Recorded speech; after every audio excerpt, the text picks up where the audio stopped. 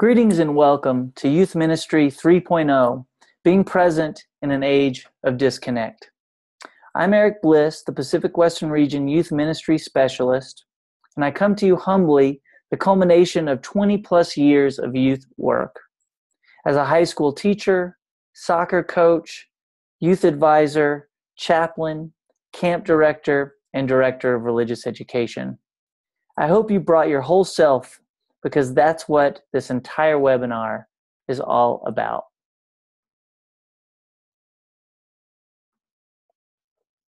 The vision for Pacific Western Region Youth Ministry is fourfold. 1, support faith formation experiences which create UU discipleship. 2, increase opportunities for learning and spiritual growth while fostering personal resilience. 3, promote leadership, discernment, development, and difference making. And finally, 4, focus on intercultural awareness and competency. For this vision to become reality, we need what I call the 4 pillars of youth interdependence. That is, the youth, the family, the congregation, and beyond, region and staff, must all be contributing to each individual youth's growth and be in communication with the other 3 pillars, I should say. This all predicates on the simple fact that youth are transformed by the experiences that they have as individuals, in their families, with their congregations, and in the immersion experiences outside of church, which cultivate gifts that the youth bring back to each. This webinar is the result of cross-regional collaboration. First, the content of this web enterprise focuses on what I would call the youth ministry competencies, formerly referred to as the youth advisor competencies. And these competencies were put together by many regional and UUA staff to hold up best practices in youth ministry across the board. For the purposes of this webinar, we'll be focusing on competency number 1, the ability to form healthy relationships and share leadership with youth. Other cross-regional collaborations that I would hold up, the second one is webinar content publicity and development, which is being done in partnership with the Mid-America region and Central East region of the UUA. Also, a youth ministry laboratory in the Pacific Central District is being done in partnership with the New England region.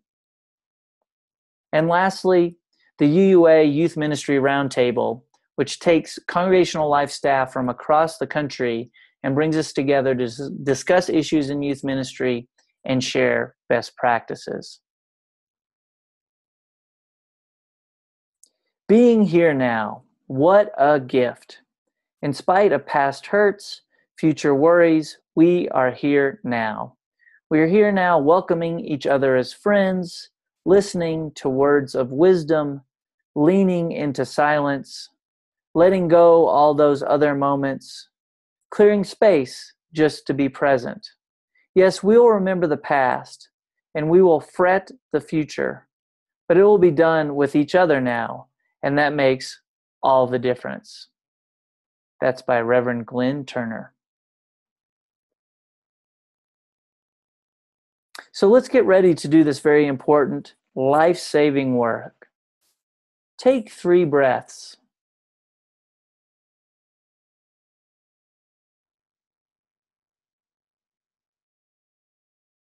While you do that, notice your body. How does it feel? Is there tension? Are your feet planted firmly on the ground? Tune into your spirit and get attuned to this very critical work. Shall we begin?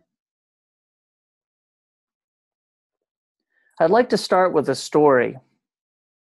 In 2004, I was invited to attend an event called Anytown, which is an anti-racist, anti-oppressive event sponsored by the National Conference Community and Justice, or NCCJ. This enterprise brings together youth leaders with really varying backgrounds. affluent white youth with immigrant youth, youth from gangs, a veritable mix of identities, faiths, and socioeconomic statuses. Leadership was the defining characteristic sought after by the youth who participated. All were hand-selected by their teachers as possessing leadership qualities. Now, it should be noted that this is an immersion event that looks at very difficult issues facing youth, particularly the isms: sexism, racism, faithism, heterosexism, ableism, etc. Through stories, songs, video, and interactive activities, these difficult issues and isms were explored in a community context. By the end, the rich Mormon youth was mixing and growing closer with the Hispanic gang leader who was interacting with and befriending the African refugee. In the closing circle of the first Anytown I attended as an advisor, one of the youth, crying profusely, as most of us were, stated that for the first time in her life, she felt truly beautiful. That comment struck me, and it took me a while to figure it all out.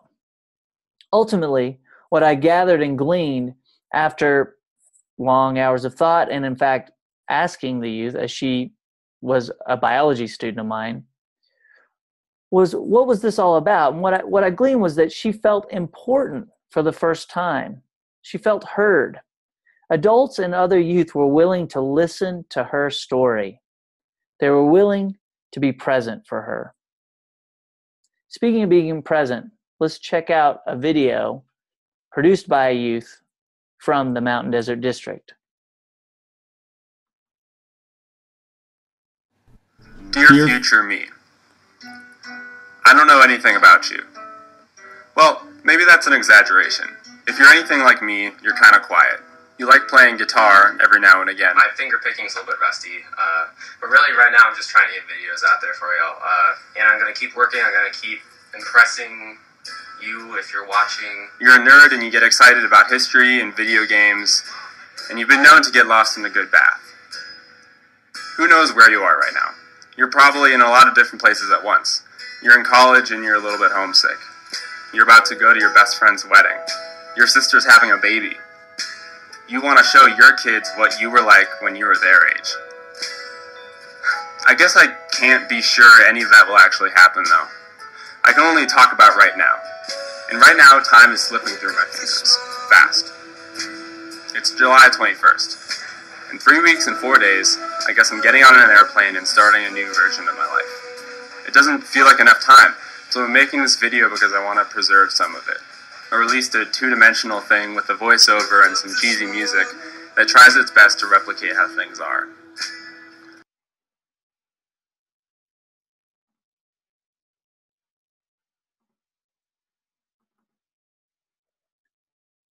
There is such urgency here. I want to preserve some of it, to create a two-dimensional thing that tries its best to replicate how things are, Nate Koch says. Such desperation, a desperation to be present to all the things that could quite literally fly by. Because in this fast-paced, hyper-scheduled world, life most certainly is.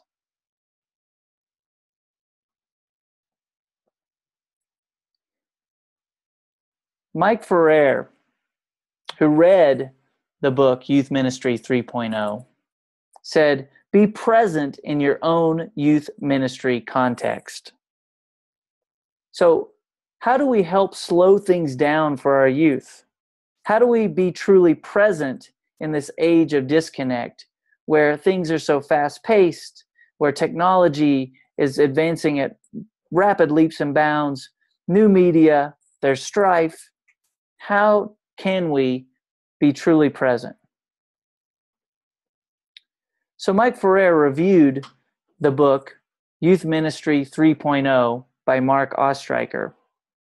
And Mark Ostreicher talks about Youth Ministry 3.0 being focus on contextualization. In other words, emphasizing presence rather than programming. He contended that in the youth ministry 2.0 models, the idea was to just throw programs at youth, and thus we would be successful in our youth ministry context. That may have worked for us then, but now it's much more contextualized, and it's about being present. What follows is a webinar focusing on what it means to be present. And I want to begin with 10 tips on how to be more present in your youth ministry work. Number 1, be authentic. Bring your whole self to youth group. Tell your stories, age appropriate. Let the youth get to know you and get to know them in return. It's important to keep appropriate boundaries as we do approach youth work with authenticity. Second, recognize teachable moments. This is an expression that an old mentor of mine, when I taught high school quite a number of years ago, he really harked on this idea of teachable moments. He would say, don't sacrifice a teachable moment for the sake of content. If the youth are engaged and asking questions about something you're exploring, you are doing something right, and you should stick with it. Third, in terms of being present, it's important to have continuity. Each class should flow into the next. This requires lots of communication from the youth ministry team with the youth, their families, and one another before and after each gathering. What's next on the agenda? What's next on the horizon? And then reviewing what happened the week before. It takes a little extra time, but that extra time pays real dividends.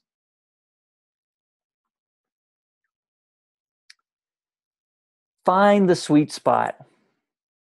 What I'm talking about here is a balance between youth and adult leadership in your youth group. It's important that there be an emphasis on collaboration and partnership. This graph is called the Youth Adult Leadership Spectrum, and it was created by the Youth Ministry Renaissance module when it was revised in 2011. Along the y-axis or vertical axis, you'll notice the level or amount of leadership. Along the x-axis or horizontal axis, you'll see growth in maturity, development, and leadership capacity. Note, one way or another, adults are always involved in the leadership and decision-making process. However, as youth grow in maturity and responsibility, the adult presence diminishes but never disappears entirely. Tip number 5 on being present: ministerial involvement. According to Mark DeVries, the author of Sustainable Youth Ministry and one of the co-creators of Youth Ministry Architects, having a minister involved in your youth's life is the number 2 reason youth stay in their faith. And he came to this conclusion with raw data. He interviewed thousands of youth across denominations, and aside from peer interaction, minister involvement was the reason youth stayed in their chosen faith. And this is even if the minister visits just once a year, having some form of involvement is crucial. Number 6, get out of the basement. Be active in worship. Have a presence in the community room after worship. Take field trips. Go to the nearby coffee shop. Ask the youth, what are you passionate about? What can we do outside of our youth room? And get their input and go and do it as long as it makes sense and is feasible. Tip number 7, engage in current affairs and events. Talk about the election cycle. Talk about the events in Ferguson. Talk about Israel and Palestine and Black Lives Mattering. Discuss immigration. Talk about legislation of abortion. Talk about new scientific discoveries. Talk about what the leaders in your community and wider world are holding up for consideration.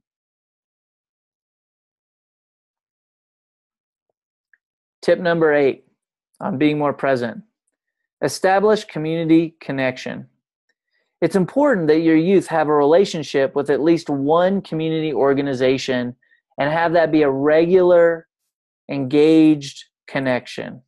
For example, when I was the DRE at First Unitarian Denver, which is pictured there in the background, our coming of age group had an ongoing partnership with an organization called Metro Caring, which helped the homeless.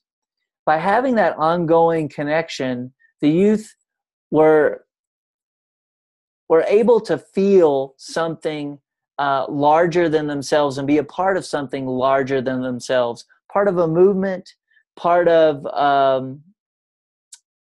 their community, and engage and bring those community partners into our church context.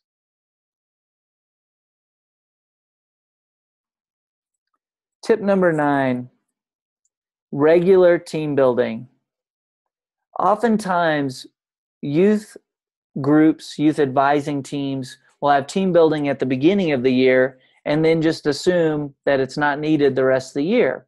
However, regularly we get visits to our youth group, new attendees. Anytime a new face presents itself, it's important to do ice breaking and team building so that those youth feel comfortable, can feel integrated, and want to stick around. Tip number 10, extra ecumenical support. There's Nate Koch again, playing with his jazz trio at East High School. And our youth group got together and went and watched him perform. How amazing and how closely bonded will our youth become when they know they have each other's support, not just on Sunday morning, but outside of Sunday morning. And this can include things like sporting events, performances, plays, whatever it is that your youth are engaged in, your youth group can go and support them in that passion. All right, we're shifting to the next big header. So we talked about being present and 10 tips for being more present. Another way to really and truly contextualize and meet our youth where they are is to use technology. I've often heard the argument that tech shouldn't be in church, that it's our one bastion of hope and reprieve from technology. However, I think there's no argument here. Our role as religious educators is to help our youth learn how to successfully integrate technology into their spiritual context. In other words, how can they use technology in ways that are Unitarian Universalist and embody our values? And the truth is, it's not going away. Our youth are more technologically savvy than they've ever been, and that's going to continue as our society and civilization develops. Here are some ways that you can integrate technology into your classroom. 1, use video. For example, this group here, as you can see, this picture was taken at a place called The Center, which is an LGBTQ support center in Denver, Colorado. The youth on the right is a young transgender boy named Xander. And our youth, when exploring the theme of justice, were really passionate about transgender identity and learning more. So they produced a video and interviewed Xander and other transgender youth. And that video was shown to the congregation and also ended up on the UUA's website.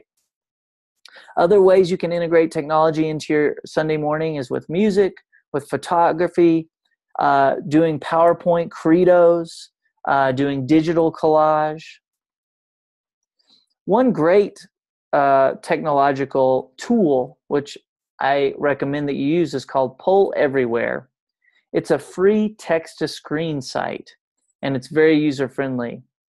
With this tool, you can have your youth from their phone text directly to a screen that you're projecting in the classroom or even in a worship service. And the beauty of it is you can moderate the content, and the youth can respond in real time to a prompt, question, or ritual.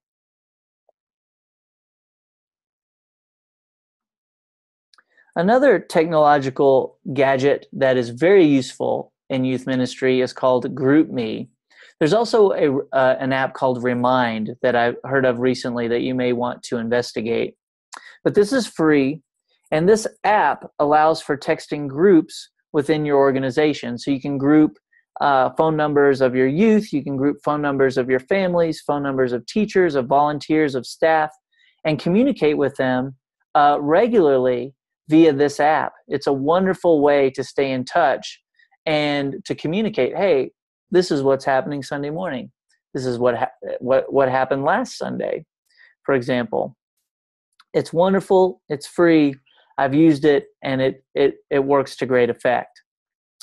Other tech that you may or may not have heard of are things like Instagram, Twitter, Facebook polls are great for communicating with youth. Google Drive is a great place for resourcing documents, worship tools, and other resources that you're using in your group. Periscope, Tumblr, Snapchat, all these things are tools that I really encourage that you take some time and explore and work with and see how you can use them in your own youth ministry context. Again, contextualization.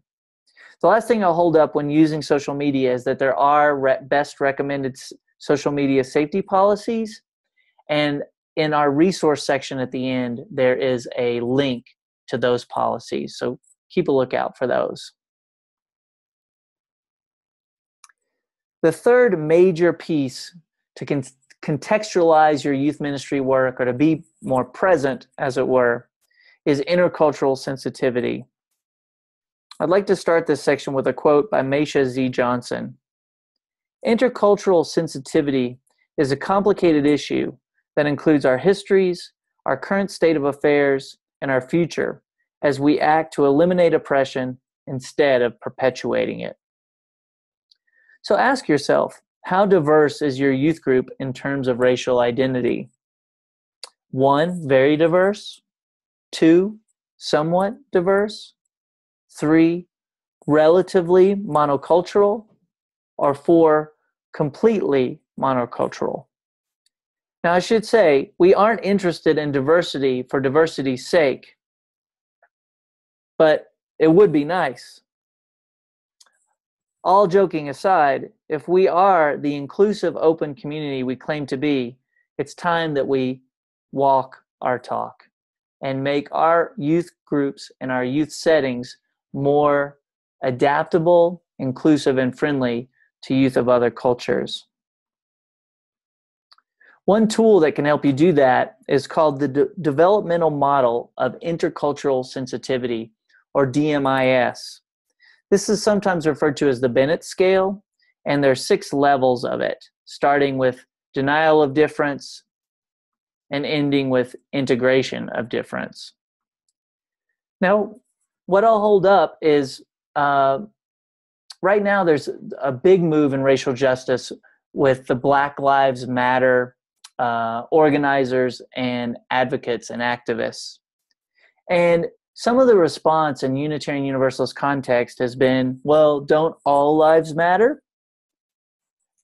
Actually, that's a little bit of these first 3 levels: denial of difference, defense against difference, and I would say most UUs are at the minimization of difference stage, where we recognize superficial cultural differences, but instead turn to emphasize our human similarity.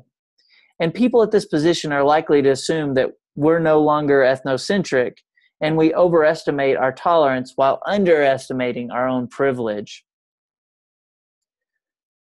I encourage you to show this developmental model, this Bennett scale, with your youth group and talk about Black Lives Matter versus All Lives Matter.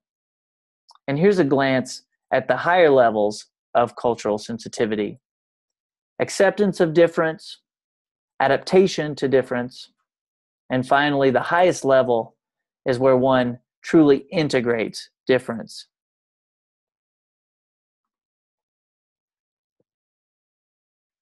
Did you know, speaking of supporting ethnicity and culture in your youth setting, that there is a UUA youth curriculum specifically designed to support that diversity? It's called Be the Change, and it's a tapestry of faith offering.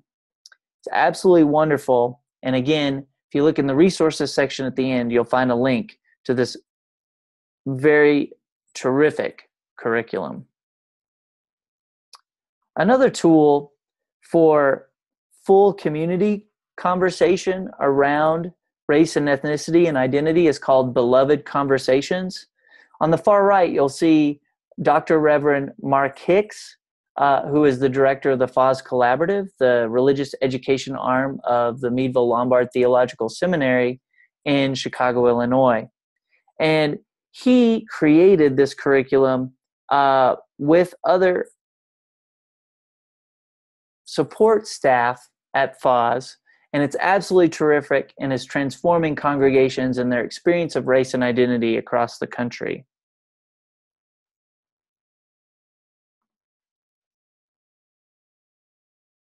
Have your youth shared their preferred gender pronouns in youth group? Are those gender pronouns written on their name tags? An individual's gender identity is crucial to their comfort and sense of inclusivity. It's important that conversations around gender, gender expression, and sexual orientation happen in your youth groups in a covenanted, secure, safe, and confidential setting, and that your youth feel supported in being and expressing the gender that they most identify with. This diagram, the Genderbread Person, is available online and again is in our resource. And it's a wonderful way to look at gender identity, gender expression, biological sex, and sexual orientation as spectra rather than as binary or black and white scenarios.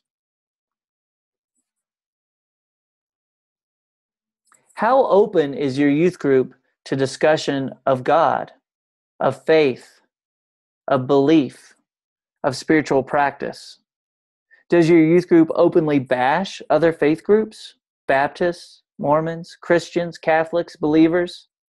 If so, your youth group is not a safe place to be present or authentic, because many of our youth are open and questioning about their faith.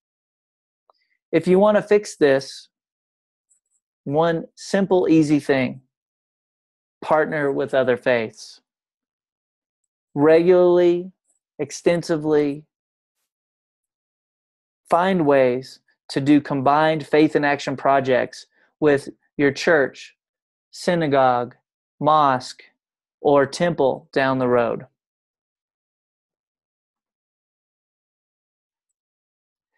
One group that often gets left out and looked over in youth programming is our introverts. And there's a simple and easy way to support our introverts in youth group. When you're having discussions of groups larger than 6 or 6 or larger, break up into small pairs and triads when you're discussing specific prompts or questions, and then have those groups report back to the larger group.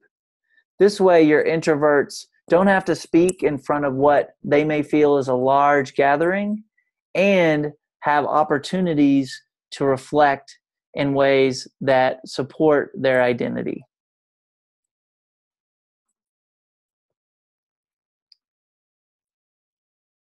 In terms of intercultural competency, one of the last things I want to hold up is an exercise known as True Colors. And again, this is in our resource section at the very end.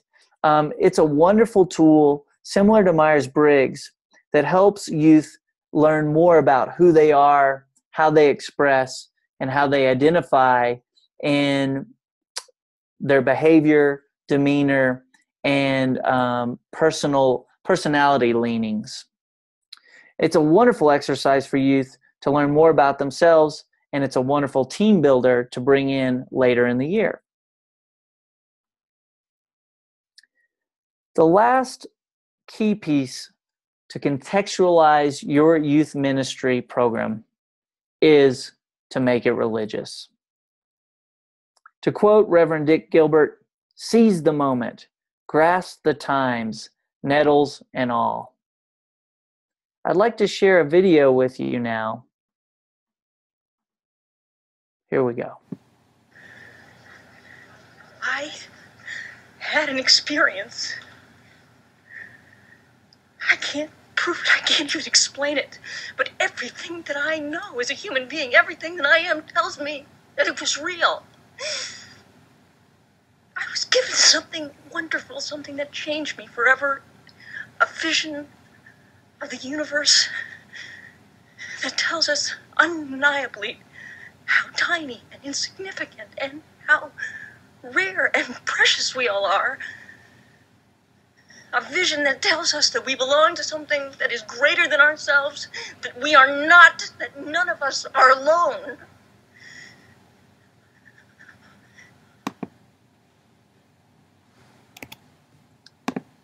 That is such a lovely video clip. It always brings tears to my eyes.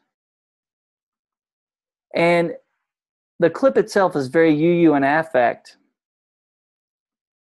particularly how our youth experience immersion events like overnights, camps, and cons.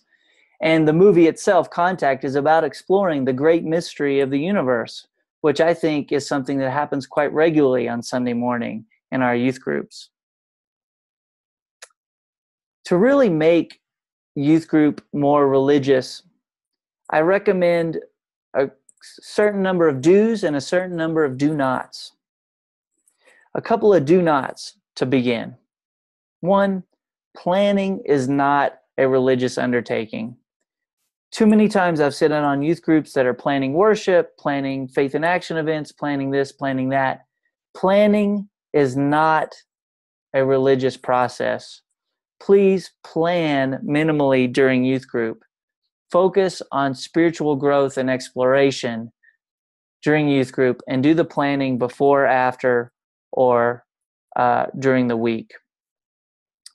Another do not is don't just sit on your butt. We are a religion of seekers. So how can we seek when we're sitting on our bums? Get up, get moving, do faith in action regularly, once a month even. Don't get bogged down in your decision-making process about what faith in action project to do. Get your youth and adult input, vote on it, the democratic process, that's one of our principles, then go do it. And afterwards, make sure you focus on some intentional reflection. Now now we're going to focus on the do's. 7 principles are great. And yet, as a lifelong UU, 43 years old, I cannot remember all 7. I think that I consider them and think of them in such a way as that they are our Old Testament. They're great. They tell us who we are, but they aren't belief statements. They are ethical statements. And as I mentioned, they're impossible to remember.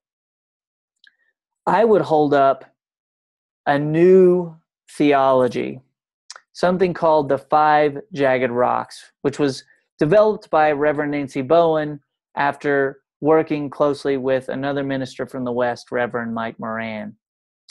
This idea also got its origins in an essay called The 5 Smooth Stones of Liberal Religion by James Luther Adams. The 5 Jagged Rocks are: 1, there is a unity that makes us one. Everything is connected. 2, all souls are sacred and worthy, like our first principle states, the inherent worth and dignity. 3, salvation in this life. In other words, no one knows what happens after we die. We can't be certain. But what we can be certain of is that we are committed to justice in the here and now, and making this life as just, as fair, and as equitable for all human beings as we can. Salvation in this life. Number 4, courageous love transforms the world. When injustice rears its ugly head, we will stand on the side of love. We will show up. And then finally, and this comes from one of our sources, the language of science, truth continues to be revealed to us. In other words, there isn't one sealed truth in a document or a text, but as we learn and grow as a civilization, as a society, and as religious beings, we continue to develop our understanding and apprehension of the universe and how it works. That's our theology. It's based on our history, our Unitarian roots, our Universalist roots, many of the writings and teachings of past and learned UU luminaries, and it's something I believe all Unitarian Universalists can get behind and remember. Lastly, in terms of religiosity, I want to focus on spiritual practice. Again, when I observe youth groups, time and again, I'm not seeing it on Sunday morning. And yet, I'll tell you right now, it's the last thing that should ever be skipped in a religious setting, in a youth group setting. Have a spiritual practice every class or a youth group meeting. And that doesn't mean just lighting a chalice. Spiritual practices can be things from meditations, imagery exercises, prayers, mantra, song, dance, movement, toning, mandala making, you name it. There are many paths that we can use to practice our UU spirituality. And the reason we should do this is when our youth leave our programs, they need tools to deal with the rigors of a harsh and sometimes complex existence. The loss of a loved one, the loss of a job, a breakup. These tools will help them deal with those rigors and also bring them back to UU community. Do you have a spiritual practice every Sunday? If not, here's some help. At First Unitarian Denver, we had what we call 3 different styles of spiritual practice. 1, mind practices. 2, soul practices. And 3, body practices. And each Sunday we mixed it up. So if we had a mind practice one Sunday, we'd have a soul practice the next.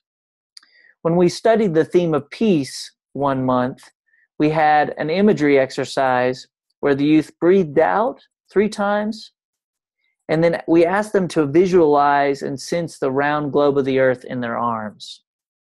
Then with their fingers, trace the shape of the continents. Dip their hands in the waters of the ocean. Walk up the sides of the mountain. Reach out to beings that they encounter as they travel around the globe, both human and animal and plant. Feel what they are feeling. Listen to what they are saying. Breathe out again. And then share with them this statement, to sense and know that you are comforting the beings that they've encountered and comforting the earth. And then open their eyes. How powerful an exercise could that be with youth using their imagination? A soul practice we did around the theme of peace was to focus on specific groups of people, loved ones, the people in Gaza or Israel, Ferguson police, protesters, bullies, and while breathing in, say, I breathe in peace. And while breathing out, say, I breathe out love. And repeat that as a cadence with various volumes and intensities. Then finally, we asked the youth to go on a violence fast. Violence is everywhere in our society. It's on TV, it's in the movies, it's in video games, it's in language.